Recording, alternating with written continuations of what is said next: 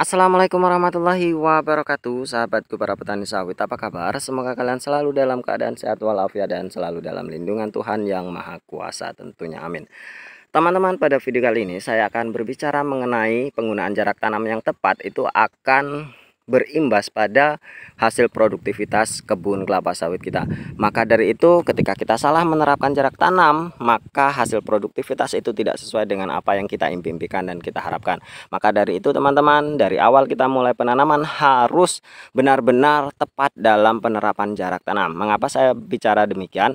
Karena sudah banyak sekali contohnya, dan ini saya ambil dari beberapa literasi dan pengalaman saya di daerah saya melihat ada beberapa teman-teman saya petani di sini yang salah menerapkan jarak tanam dan memang hasilnya tidak sesuai dengan apa yang diharapkan. Ada satu tetangga saya yang paling dekat itu salah menerapkan jarak tanam, teman-teman. Nanti salahnya seperti apa saya sharingkan, dan beliau ini sekarang sawitnya sudah umur 6 tahun dan sekarang sangat-sangat sibuk untuk memperbaiki sawit beliau ini, dan tentunya itu sangat-sangat memakan waktu karena hasil produktivitas dari kebunnya itu memang tidak sesuai dengan apa yang beliau harapkan. Maka dari itu teman-teman, kita harus benar-benar teliti dalam penerapan jarak tanam di awal-awal penanaman kita supaya nanti ketika masa prime-nya sawit kita itu memang benar-benar menghasilkan sesuai dengan apa yang kita harapkan itu teman-teman. Jadi memang penerapan jarak tanam yang baik dan benar itu akan mempengaruhi hasil produktivitas. Itu sangat benar sekali. Ketika kita salah menerapkan jarak tanam, memang kita akan mengalami kerugian ketika nanti sawit kita di masa prime-nya teman-teman. Kalau masih usia 1 tahun, 2 tahun, 3 tahun itu belum terlihat. Namun ketika nanti sudah usia 5 tahun ke atas itu baru akan terlihat, dan ketika nanti usia 20 tahun baru dia akan sangat-sangat kita kecewa dengan hasilnya seperti itu teman-teman. Dan tentunya pengalaman-pengalaman yang memang sudah ada, kesalahan-kesalahan yang memang sudah terjadi pada pendahulu-pendahulu kita itu harusnya kita hindari. Nah, bagaimana cara menghindarinya? Tentu kita harus paham betul teman-teman varietas apa yang kita tanam, apakah itu pelepah pendek, pelepah panjang, pelepah sedang dan lain sebagainya. Dan kita ketika kita melihat brosur berapa sih SPH-nya, kalau 160 batang berarti pelepah pendek dengan 1 hektarnya mendapatkan 160 batang, dan tentunya itu sudah dikalkulasikan oleh produsen benih. Dan ketika kita mendapatkan SPH 143 batang, ya lakukanlah penanaman 143 batang per hektarnya. Kalau memang ditampilkan 136 batang, lakukanlah sesuai dengan apa yang ada di brosur seperti itu teman-teman. Lalu bagaimana kalau kita menggunakan benih cabutan? Saya rasa jarak tanam 9x9 segitiga sama sisi itu sudah yang paling sederhana, yang paling kita ambil tengah-tengah, karena kita tidak bisa mengetahui apakah sawit yang kita tanam itu pelepah panjang atau pelepah pendek.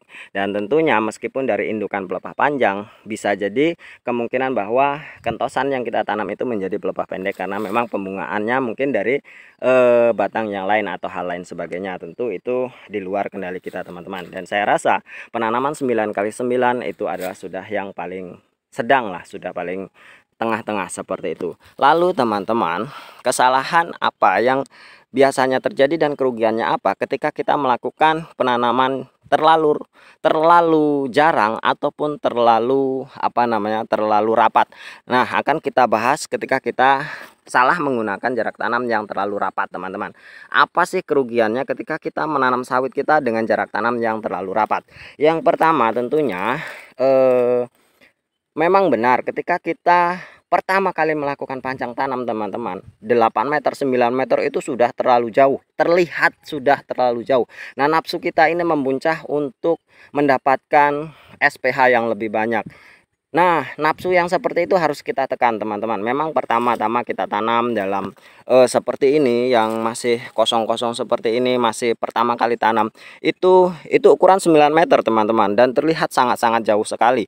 Namun ketika nanti usia sawit kita sudah mulai masa prime, yaitu 5 tahun ke atas, itu sudah sangat-sangat rapat. Dan ketika kita seharusnya SPH kita 143 batang, terus kita tambah menjadi 160 batang, dan di sanalah nanti akan terjadi etiolasi terhadap kelapa sawit kita. Apa itu etiolasi? Yaitu ketika sawit kita ini tidak kebagian intensitas cahaya matahari. Jadi secara sederhananya, secara prinsip atau secara naluri bahwa tumbuhan itu akan selalu mencari matahari untuk melakukan fotosintesis. Nah, ketika sawit kita ini tidak mendapatkan matahari yang cukup untuk melakukan fotosintesis, maka dia akan terus berusaha mencari matahari meskipun itu jauh ya. Ya, yang pasti tumbuhan akan merambat ke atas untuk mencari matahari. Itu sederhananya teman-teman. Nah, energi yang digunakan untuk menumbuhkan pelepah untuk mencari matahari itu sangat-sangat banyak sekali, sehingga dia tumbuhan ini melupakan untuk melakukan tumbuh kembang di pembuahan dan pembungaan.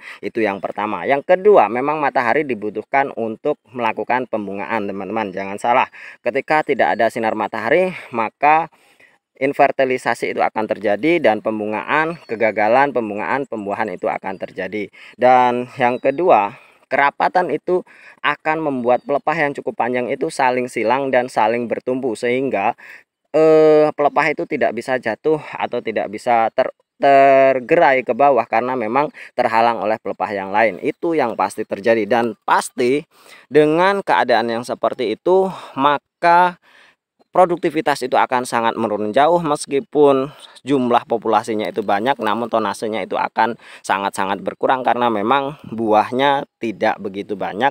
Bahkan bisa, kalau memang sangat-sangat terlalu rapat, bisa tidak berbuah sama sekali teman-teman. Itu sudah banyak terjadi. Dan tentunya sawit itu di masa prime-nya adalah usia 9 tahun.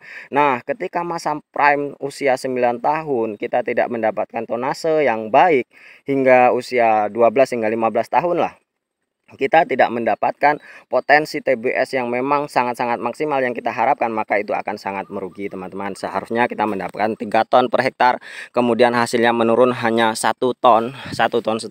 Itu adalah menurut saya sebuah kerugian. Itu teman-teman. Jadi kalau memang sudah brosurnya menampilkan 9x9, ya lakukanlah 9x9. Jangan ditambah, jangan dikurang. Kemudian ketika kita melakukan jarak tanam yang terlalu lebar teman-teman, apa kerugiannya? Tentu teman-teman, kerugian yang pertama adalah ketika kita melakukan penanaman terlalu lebar, populasi itu akan sangat berkurang. Yang seharusnya kita mendapatkan 143 batang, kita hanya mendapatkan 120 batang.